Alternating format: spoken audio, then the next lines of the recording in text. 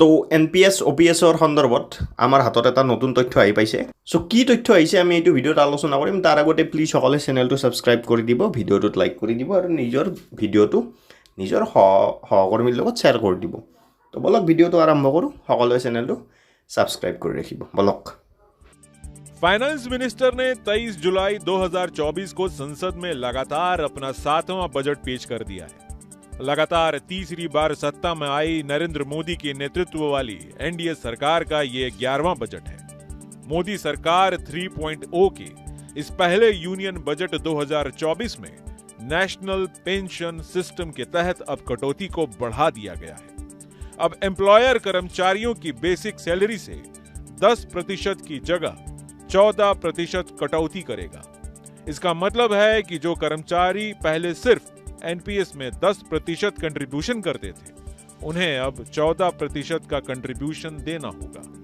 एक उदाहरण के लिए, अगर आपकी बेसिक सैलरी 50,000 रुपए है और आप नेशनल पेंशन सिस्टम में कंट्रीब्यूशन देते हैं, तो पहले नियम के मुताबिक 5,000 रुपए मंथली योगदान देना होता था।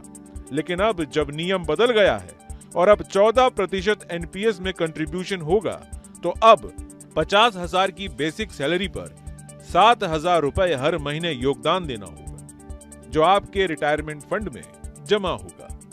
मान लीजिए कि आपकी सैलरी 50,000 रुपए है, तो अब 14% के हिसाब से आपको एनपीएस में 7,000 रुपए हर महीने योगदान देना है, जबकि पहले 10% के हिसाब से आप 5,000 रुपए का योगदान देते थे।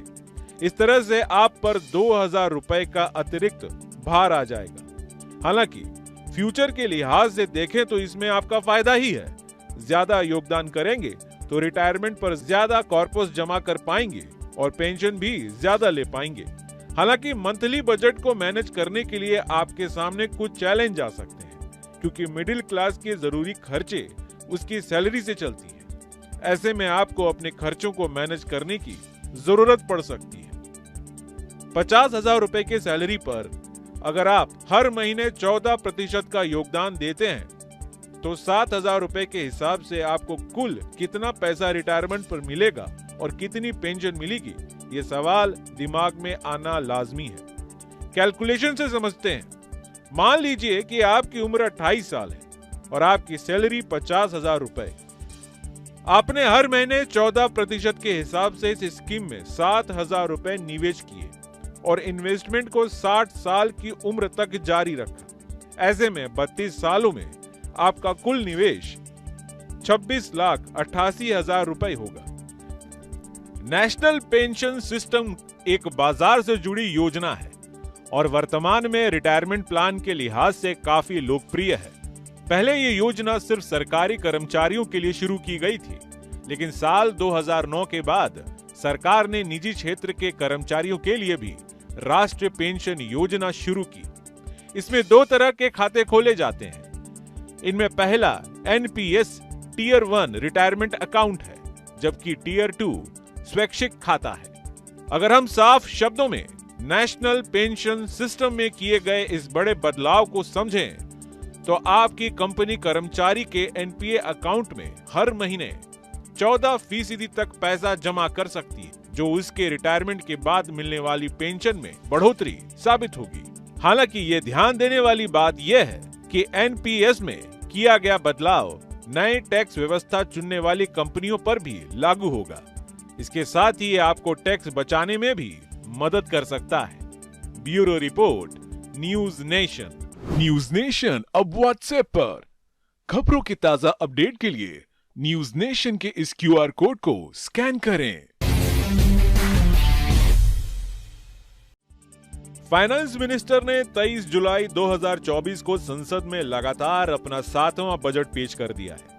लगातार तीसरी बार सत्ता में आई नरेंद्र मोदी के नेतृत्व वाली एनडीए सरकार का ये 11वां बजट है। मोदी सरकार 3.0 के इस पहले यूनियन बजट 2024 में नेशनल पेंशन सिस्टम के तहत अब कटौती को बढ़ा दिया गया है। अब एम्प्लॉयर कर्मचारियों की बेसिक सैलरी से 10% की जगह 14% कटौती करेगा। इसका मतलब है कि जो कर्मचारी पहले सिर्फ एनपीएस में 10% कंट्रीब्यूशन करते थे, उन्हें अब 14% का कंट्रीब्यूशन देना होगा।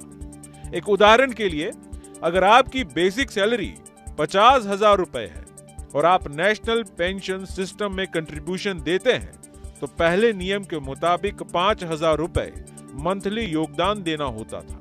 लेकिन अब जब नियम बदल गया है और अब 14% एनपीएस में कंट्रीब्यूशन होगा, तो अब 50,000 की बेसिक सैलरी पर 7,000 रुपए हर महीने योगदान देना होगा, जो आपके रिटायरमेंट फंड में जमा होगा। मान लीजिए कि आपकी सैलरी 50,000 रुपए है, तो अब 14% के हिसाब से आपको एनपीएस में 7,000 रुपए हर महीने योगदान देना है, जबकि पहले 10% के हिसाब से आप 5,000 रुपए का योगदान देते थे। इस तरह से आप पर 2,000 रुपए का अतिरिक्त भार आ जाएगा। हालांकि फ्यूचर के लिहाज से देखें तो इसमें आपका फायदा ही है। ज्यादा योगदान करेंगे तो रिटायरमेंट पर ज्यादा कॉर्पस जमा कर पाएंगे और पेंशन भी ज्यादा ले पाएंगे। हालांकि मंथली बजट को मैनेज करने के लिए आपके सामने कुछ चैलेंज आ सकते हैं, क्योंकि मिडिल क्लास के जरूरी खर्चे उसकी सैलरी से चलती है। ऐसे में आपको अपने खर्चों को मैनेज करने की जरूरत पड़ सकती है। 50,000 रुपए के सैलरी पर अगर आप हर महीने 14% का योगदान देते हैं, तो 7,000 रुपए के हिसाब से आपको कुल कितना पैसा रिटायरमेंट पर मिलेगा और कितनी पेंशन मिलेगी, ये सवाल दिमाग में आना लाजमी है। कैलकुलेशन से समझते हैं। मान लीजिए कि आपकी उम्र 28 साल है और आपकी सैलरी 50,000 रुपए। आपने हर महीने 14% के हिसाब से इस स्कीम में 7,000 रुपए निवेश किए और इन्वेस्टमेंट को 60 साल की उम्र तक जारी रखा। ऐसे में 32 सालों में आपका कुल निवेश 26,88,000 रुपए होगा। नेशनल पेंशन सिस्टम एक बाजार से जुड़ी योजना है और वर्तमान में रिटायरमेंट प्लान के लिहाज से काफी लोकप्रिय है। पहले ये योजना सिर्फ सरकारी कर्मचारियों के लिए शुरू की गई थी, लेकिन साल 2009 के बाद सरकार ने निजी क्षेत्र के कर्मचारियों के लिए भी राष्ट्रीय पेंशन योजना शुरू की। इसमें 2 तरह के खाते खोले जाते हैं। इनमें पहला एनपीएस टियर 1 रिटायरमेंट अकाउंट है, जबकि टियर 2 स्वैच्छिक खाता है। अगर हम साफ शब्दों में नेशनल पेंशन सिस्टम में किए गए इस बड़े बदलाव को समझें, तो आपकी कंपनी कर्मचारी के एनपीए अकाउंट में हर महीने 14% तक पैसा जमा कर सकती है, जो उसके रिटायरमेंट के बाद मिलने वाली पेंशन में बढ़ोतरी साबित होगी। हालांकि ये ध्यान देने वाली बात यह है कि एनपीएस में किया गया बदलाव नए टैक्स व्यवस्था चुनने वाली कंपनियों पर भी लागू होगा। इसके साथ ही आपको टैक्स बचाने में भी मदद कर सकता है। Bureau report, news nation. News nation अब व्हाट्सएप पर।